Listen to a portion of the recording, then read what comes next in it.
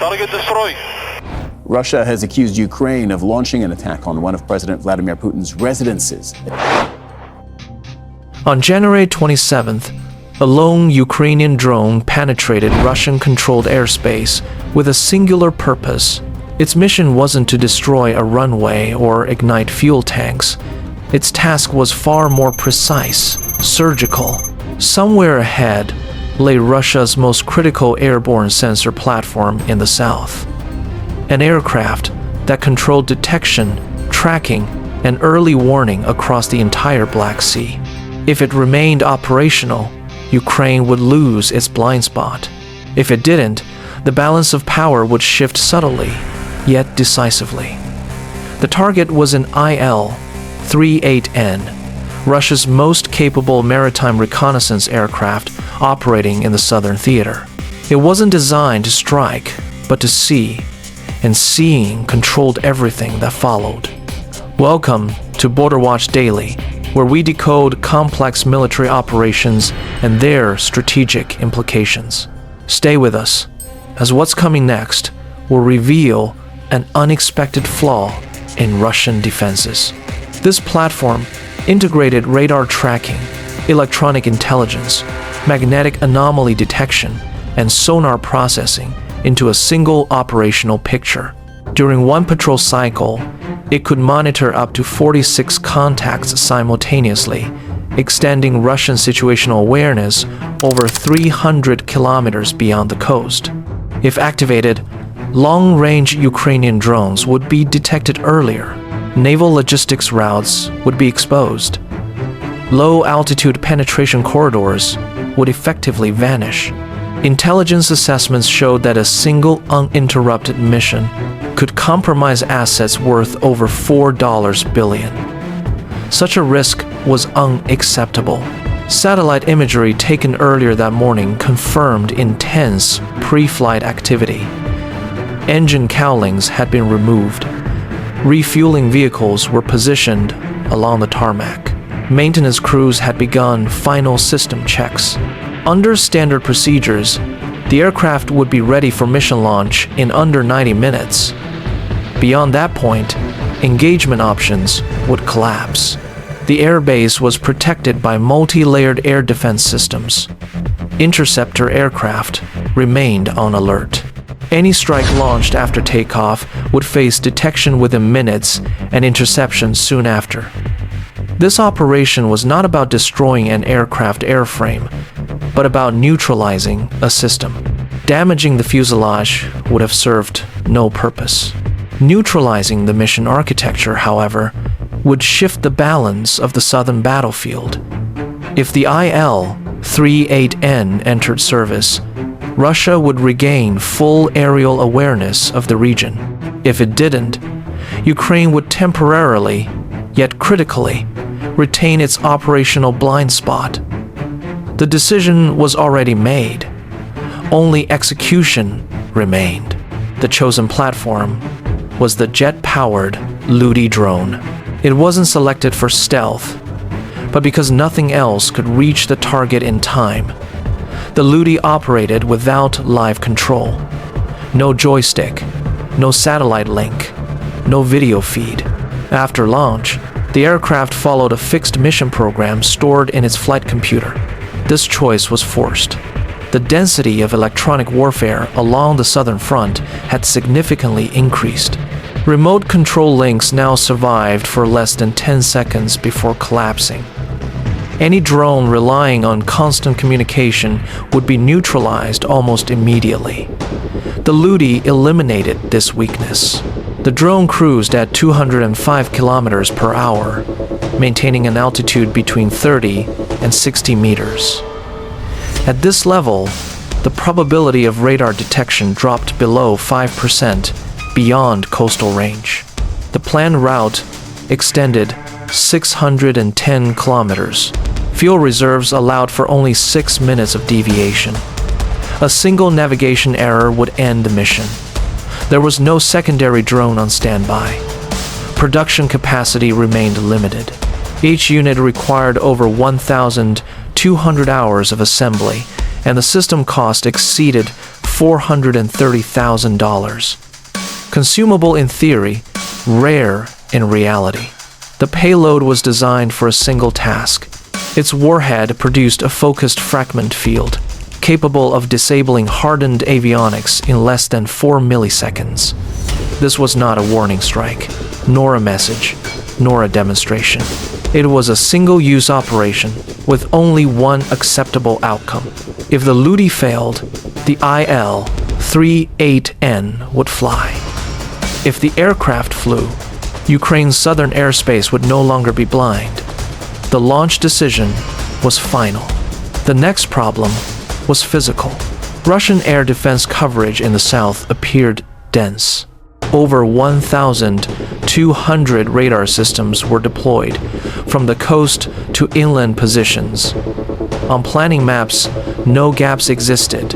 In practice, the gaps were fundamental. Radar energy travels in straight lines. The Earth, however, is not flat. Most coastal radar antennas were mounted between 18 and 25 meters above the ground. From this height, the radar horizon extended approximately 40 kilometers. Any object flying below 50 meters disappeared beyond that limit, regardless of the system's power. At 10:42 local time, the Liudy crossed the coast and stabilized at an altitude of 35 to 45 meters. 6 minutes later, it vanished. The probability of detection dropped to nearly zero, not reduced, but eliminated. Even systems capable of tracking fighter jets at 300 kilometers were blind. Increasing output power changed nothing. The beam passed overhead, never touching the target. Russian operators continued to scan. Their screens were filled with ground returns, sea clutter, and atmospheric interference. The drone was already inside protected airspace, advancing at 205 kilometers per hour for over 70 minutes. No radar could reacquire it. This wasn't stealth technology. The aircraft wasn't hidden. It was simply below the line of sight. While command centers searched at higher altitudes, the battle progressed beneath their noses. Sensors obeyed geometry, not urgency.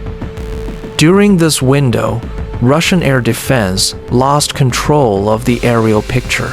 The Liudy advanced untouched, not because it was superior, but because the planet itself blocked any attempt to see it. The nature of combat had changed, and radar was no longer part of it. At 10:58 local time, Russian air defense command centers confirmed complete radar loss of the target. Several systems were still transmitting. Antennas remained active. Screens displayed normal background returns, but the trace had vanished. No altitude data, no range correlation, no confirmed radar contact. The disappearance followed a known pattern. Very low-flying targets regularly passed below the radar horizon. This time, Russian command didn't wait. Across the entire southern region, a secondary detection layer was activated, the Acoustic surveillance network. Over 200 passive listening stations were positioned at intervals of 3 to 5 kilometers, covering routes that radar couldn't reach. These sensors emitted nothing, they listened. Each unit combined multi-directional microphones with onboard processors trained to classify engine noise. Propellers, helicopters, and piston engines produced predictable acoustic signatures. Jet engines were different.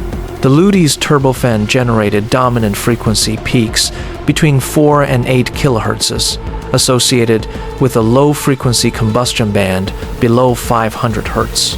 Cold air increased sound transmission efficiency, extending detection range by nearly 30%. Within minutes, one station detected an anomalous signal well above ambient background levels. Additional sensors confirmed corresponding bearings. The network fused the data. The trace reappeared, not on radar, but by sound. Positional accuracy tightened to within 40 meters, with updates every few seconds. For the first time since it crossed the coast, the drone could be tracked again, but only tracked. The acoustic system could calculate heading and speed. It could warn defensive units. It could not engage. Russia had regained situational awareness, but not control, and the next decision would need to be made quickly. Acoustic tracking data was fed to a Tor M2 battery positioned along the projected flight corridor. The stream provided updates on bearing, speed, and predicted trajectory every few seconds. The system was designed to counter low-altitude threats. The Tor M2 could engage cruise missiles, helicopters, and aircraft using radar-guided interceptors. Its fire control radar was capable of tracking dozens of objects simultaneously under normal conditions. The limitation was elevation. The radar required a minimum angle of approximately 3 degrees to separate targets from terrain reflections. Below that, ground clutter saturated the signal processor. The Liudy maintained its flight at approximately 30 meters. At a distance of 16 kilometers, this altitude produced an elevation angle of about 1 degrees. The radar beam intersected the terrain before reaching the aircraft. The screen showed interference, false returns, no valid target. Operators increased output power and tightened the search sector. The effect was negligible. To detect an object at this altitude, the Tor M2 required it to be within about 1 kilometer. At the drone's speed, the engagement window lasted less than 20 seconds, and only if the aircraft approached directly. This was not the case. The drone traversed laterally, passing north of the battery. Acoustic updates confirmed the geometry. The range briefly decreased, then began to increase again. Radar lock was never achieved. Missiles remained ready. The launcher remained active. Procedures were followed correctly. The system functioned as designed. The Tor M2 could not engage a target that existed below its usable radar horizon. The drone exited the defended area untouched. Russia possessed detection and firepower. What it lacked was an exploitable line of sight. This failure forced command to consider a far riskier solution. The Tor M2 failed to engage. Radar lock was never achieved. With a drone already beyond the defended area, Russian command faced a rapidly shrinking set of options. Only one remained. An improvised interceptor was launched, a Garand drone equipped with a Verba manpad system. The configuration was non-standard. The Garand was designed as a one-way attack drone, not an air defense platform. Mounting a surface-to-air missile required external mounts, slave triggers, and exposed wiring along the fuselage. The modification added 14 kilograms. This increase reduced endurance by over 60%. Maximum flight time dropped below 80 minutes. Control margins narrowed. Stability degraded. There would be no reload. The Verba missile offered high lethality under correct conditions. Its seeker combined infrared, ultraviolet, and near-infrared channels, allowing discrimination against flares and background clutter. Against aircraft, the probability of kill exceeded 0.8. The challenge was interception. The Garand cruised at approximately 175 kilometers per hour. The Liudy moved faster by over 30 kilometers per hour. A direct chase was impossible. Command relied on acoustic tracking data to predict a crossover point rather than chasing the target. Timing became critical. Few reserves allowed for less than 15 minutes of maneuvering. Each correction reduced the remaining margin. An error would mean exhaustion before contact. This was no longer multi-layered air defense. It was a single drone carrying a single missile launched against a faster target already deep inside contested airspace. Russia was no longer reacting with doctrine, but with necessity. Interception would succeed or fail within minutes, and there would be no second attempt. The interception began near the predicted crossover point, as acoustic tracking confined the Liudy to a narrow engagement corridor.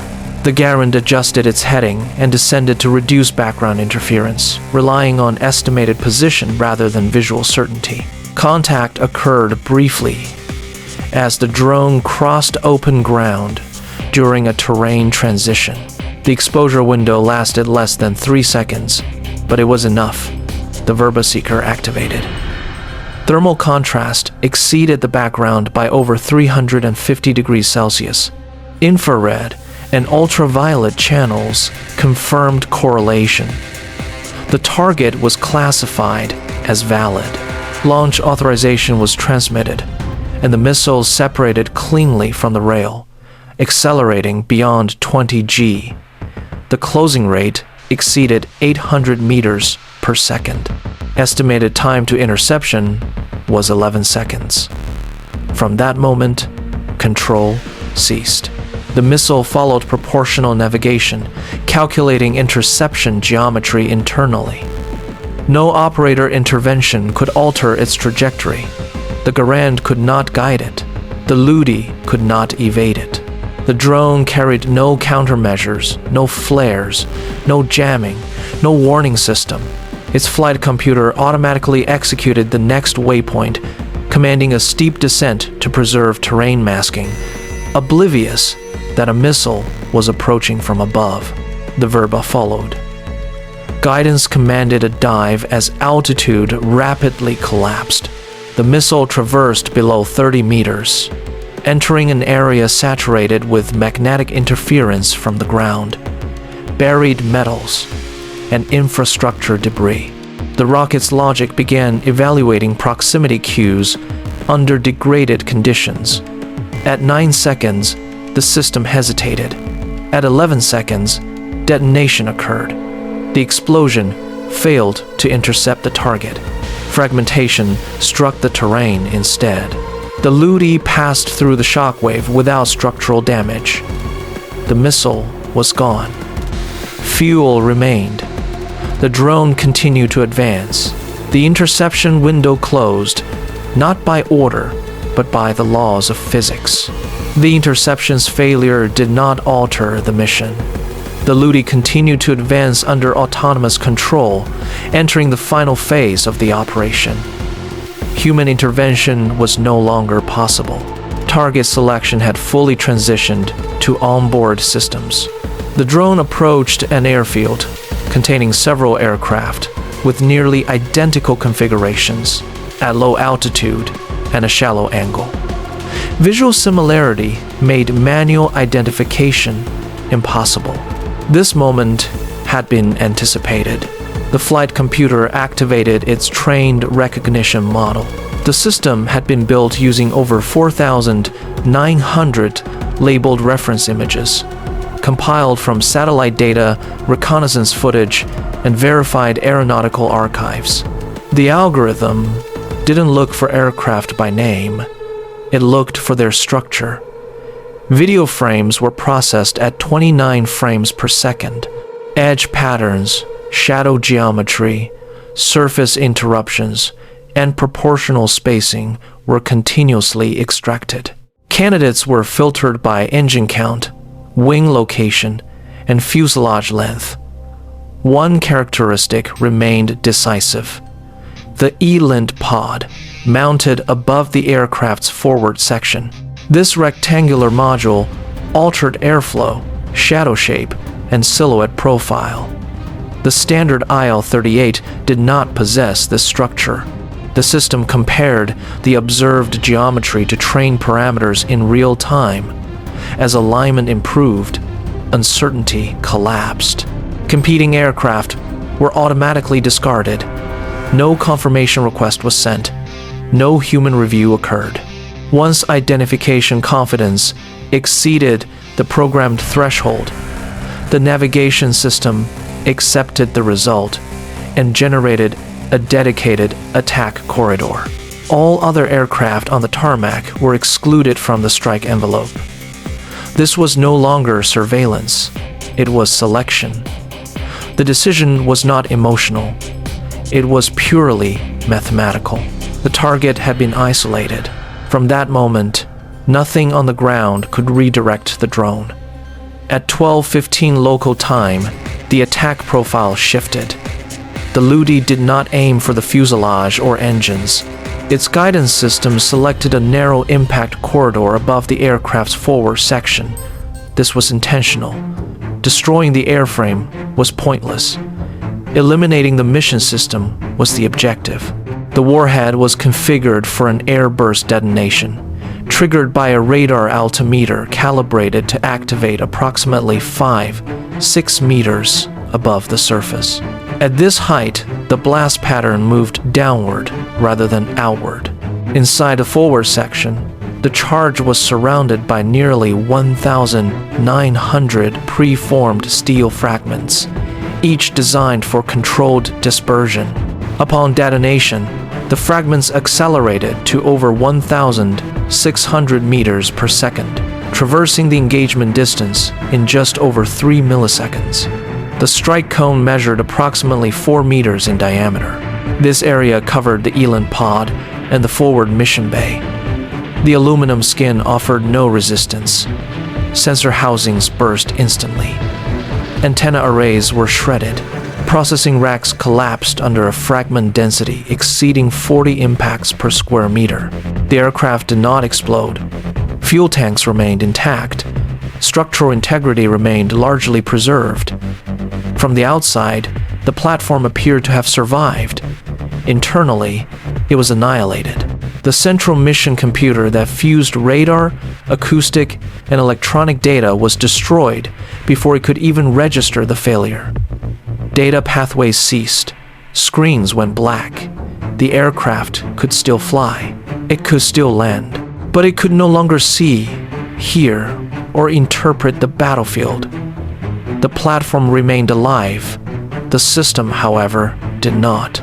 In less than 4 milliseconds, Russia lost its southern airborne sensor node, not through outright destruction, but through surgical neutralization. The impact wasn't immediate on the tarmac. It first appeared on operational maps. Within hours, Russian command centers reported a collapse in aerial situational awareness across the entire southern sector. Long-range tracking coverage over the Black Sea dropped by over 60%. Data streams once fused into a single operational picture, fractured into isolated fragments. Naval patrol schedules were suspended. Drone launch warnings no longer arrived in time. Several planned sorties were delayed or canceled due to uncertainty rather than enemy fire. The aircraft itself remained physically present, but its function had vanished. Without the IL-38N's mission system, radar returns could no longer be correlated with electronic intercepts. Sonar and magnetic data lost their context. Targets appeared, vanished, then reappeared without classification. Russian crews reverted to ground-based sensors, reducing effective detection range by over 70%.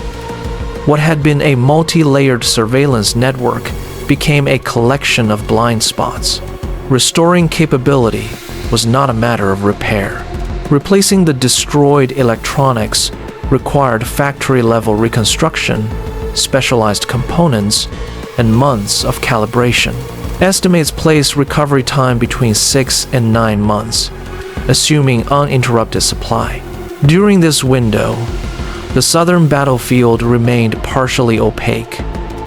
The aircraft survived. The system, however, did not. And in modern warfare, losing vision is often more dangerous than losing firepower. This operation was not about destroying an aircraft. It was about removing vision, awareness, and control from the battlefield.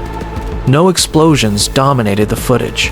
No spectacular fireballs marked the strike. Yet, the outcome reshaped an entire sector of the war.